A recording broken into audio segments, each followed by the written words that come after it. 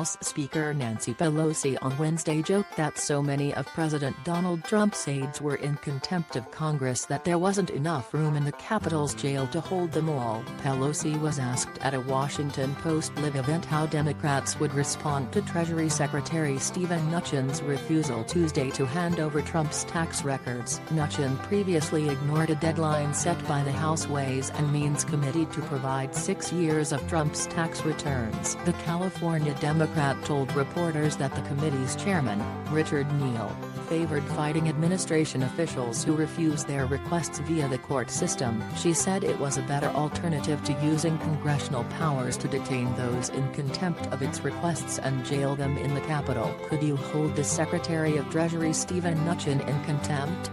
The event host Robert Costa, a politics reporter for The Post, asked. Some Democrats have even raised the prospect of arresting the Treasury Secretary if he does not comply with congressional demands. Pelosi responded, "We do have a little jail down in the basement of the Capitol, but if we were arresting all of the people in the administration, we would have an overcrowded jail situation, and I'm not for that." Under little-known law, upheld by the Supreme Court in 1821, Congress has the power to arrest and detain witnesses who refuse to comply with its requests. Congress most recently jailed someone this way in 1934, when William McCracken, an official in President Herbert Hoover's administration, was tried and jailed by Congress for impeding a congressional investigation. The idea that there is a jail under the Capitol, however, is a myth. The building does house a barred crypt, intended as a tomb for George Washington, which is often mistaken for a jail cell. The Capitol Police does have a holding cell,